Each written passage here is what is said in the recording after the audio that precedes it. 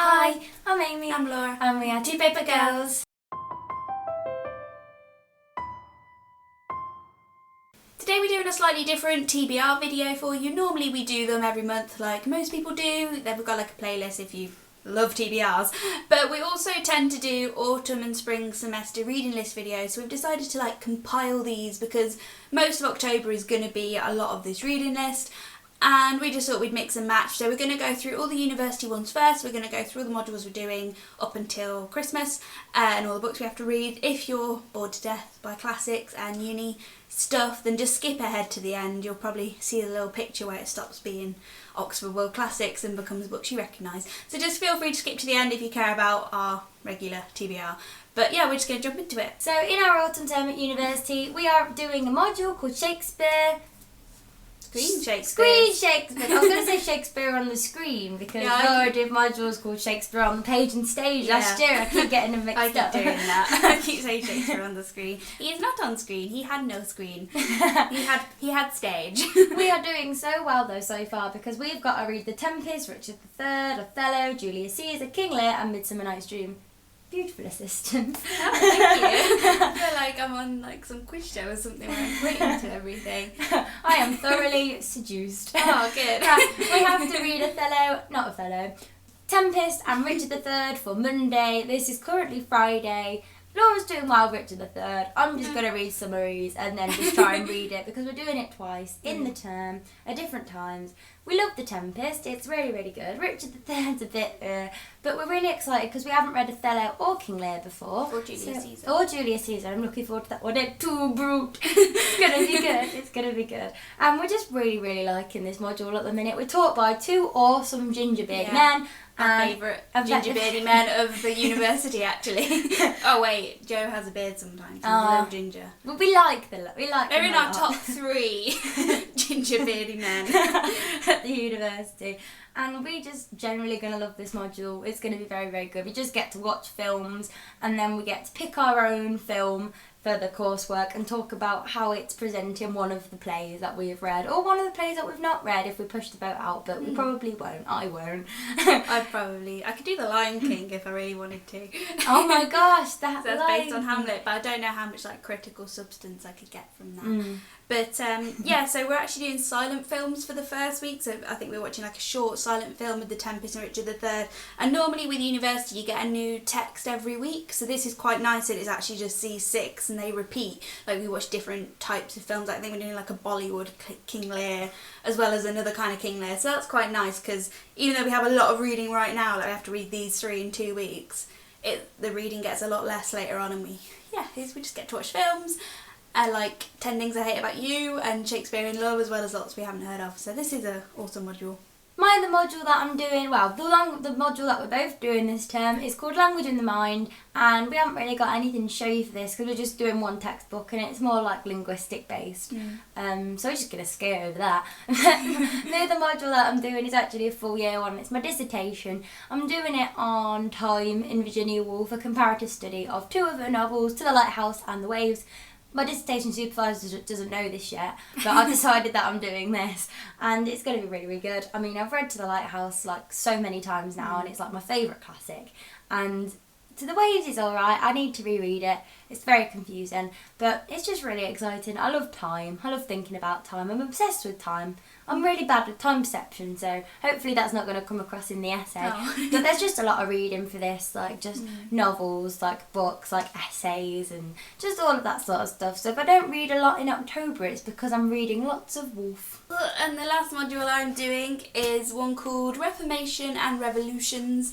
It's all about politics and the context of what happens between 1550 and 1650, that kind of time period, Shakespeare time, as well as a bit before and after.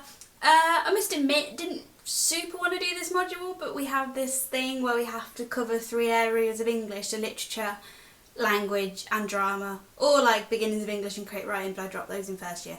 So I had to do 2 drama modules. Screen Shakespeare counts as one and this counts as another one as well, and the Language in the Mind is my language one. Then I'm doing fully literature in spring. It's going to be stressful, so much reading. But then again, look at this. So yeah, I don't have to read all these in full. It looks quite overwhelming, but we're starting off with Hamlet by William Shakespeare, which I'm so happy about because I love it so much. I've never actually studied it. But it is part of the introduction week, so we're probably not going to do it in too much detail, but the fact that we're studying it means I could write my essay on it, so that's going to be fun. There's a few plays which I don't have with me because they're giving us online resources. There's some like poems and psalms that we can't buy that they're giving to us. So I've got the Sidney Salzer. I don't know either. I have to read Mary Sidney's like psalms or something. I'm a bit confused by this module. I have to read some Masks by Ben Jonson. Then I have to read some George Herbert poetry, Andrew Marvell poetry, Milton poetry that isn't Paradise Lost, some of his other stuff. And the thing I'm most looking forward to is this one called The Witch of Edmonton by Thomas Dekker. I've heard of him. John Ford and William Rowley. Don't know what this is about, but it's got a witch in it. That sounds quite cool because I know they were all obsessed with witches back then. And this is a witchcraft play, which just sounds quite cool compared to the rest of it. But to be fair, I really like doing poetry. I really like this time period. If I was going to do a dissertation, would have been on Shakespeare and Madness and Hamlet. So this module will hopefully be okay. I think it's going to be like the Dark Horse, where I'm a bit scared and don't think I'm going to like it, but actually it's going to be really good. Fingers crossed. So we're going on to fun books now that we actually want to read in October. That sounded really bitchy, I'm sorry. These are the fun books, these are the YA goodness, or the adult goodness, as we shall show you. The first thing I want to read is I want to finish On the Other Side by Carrie Hope Fletcher. Amy mentioned this in our September wrap-up that she finished and loved this, and I got around halfway through September nearly. I'm really, really enjoying this. It's so cute and it's just so good. Like, I love all the magical realism of it. I love how the way it's told, like the fact that the main character is... Okay, I'll give you a little synopsis. The main character is Evie Snow, and she has died in her bed surrounded by her grandchildren at the age of like 80-something.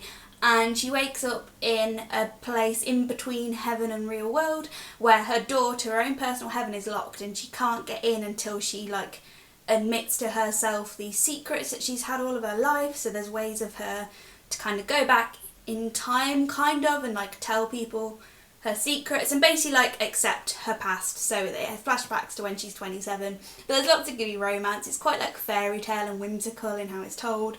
And I'm really, really enjoying it. I'm definitely going to finish this soon because I'm reading like a good 50 pages every night of it. So this is definitely going to get done.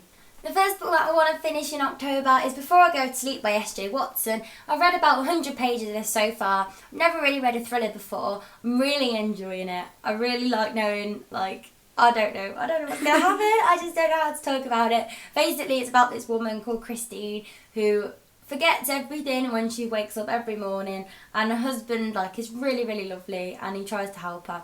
And her doctor is like, her husband doesn't know about him, and I don't know what's going to go with this book. And Laura's smiling because she knows, and I don't know. And I'm so excited to finish this. I just want to know the twist, and apparently it's not disappointing, so I can't wait to finish this. The next thing I want to finish this month is Illuminae by Amy Kaufman and Jay Kristoff. I did actually start this in the end of September and I was really enjoying it, but then On the Other Side happened and I was like, I was only about 50 pages into this, so I was like, I'm okay to put it aside. Like, I know who everyone is, but I'm not too into the story, so I decided to just read On the Other Side and obviously some uni books too.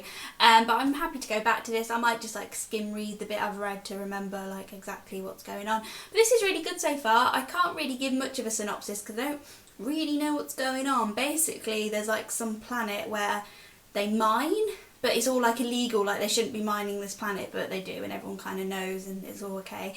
But then some rival mining company just kind of like bombs the shit out of it and kills everyone on the planet, basically. And there's these two characters called someone and Ezra, Katie and Ezra, who were boyfriend and girlfriend. They just broke up on the day that this happened, but then obviously there's more important things to be dealing with. So they like get in a getaway car and they get to this ship that is like a bunch of survivors will get on to like flee the planet. And yes, that's where I've got to so far. And the ship is like their SOS signals down, so they're basically just kind of got to survive on the ship and everyone's getting aligned like roles and stuff. And at the minute it's all just told in clever ways though. Like so far it's all been kind of like interview transcripts and stuff and emails, and it's just told in a really cool way, and that's like the main selling point of it really. It's all just like cool. It's all just like some big secret thing that's all getting undercovered, so yeah, I'm really enjoying it so far. The next thing I want to read is this gorgeous book. I finally got my hands on The Rose and the Dagger by Renée Udea. I'm very excited. It's going to be great. I love the story in The Wrath and the Dawn. I love the characters.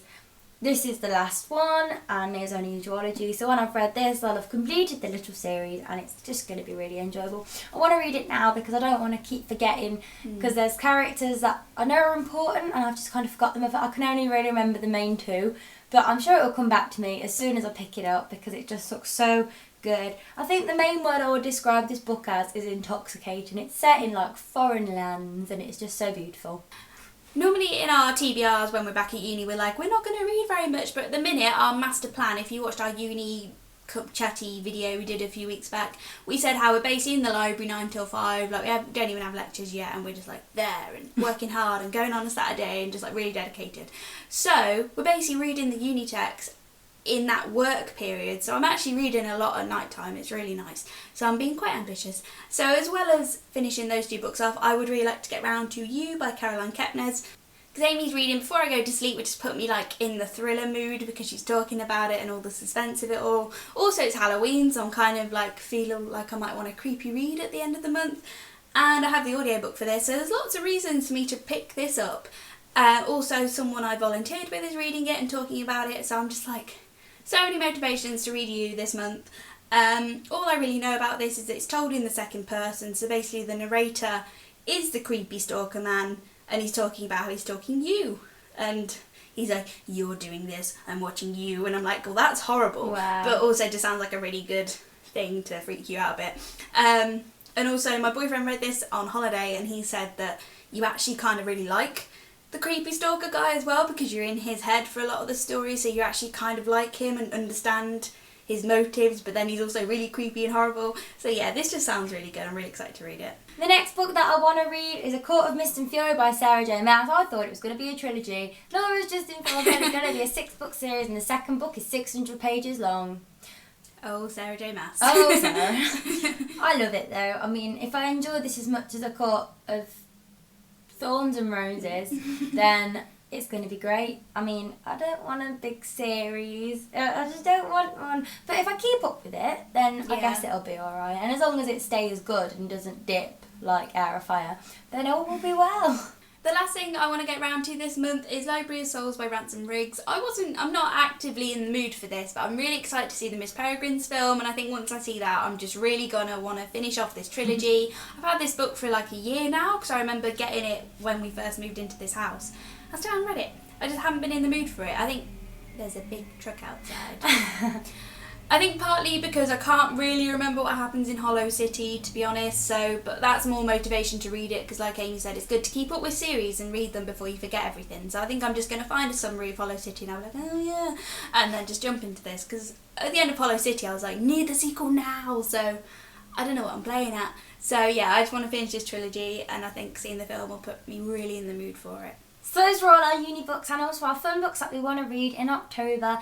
I'm really, really excited now. Talking about our modules has made us actually really enthusiastic for them. And we're really in the mood for our fun books. And with our evening, night, day planning, then we're doing really well at the minute. Sorry if this video has been super long. Our battery ran out on the camera a while ago, so it's probably like a 20-minute video that we're going to have to try and cut down, because we've talked about like 30 books in this video. But let us know down below, either if you're at uni and studying any kind of course with some reading, what books you've got to read and if you're enjoying it, and also what fun books you plan to get around to this October. And we'll see you on the next video. Bye!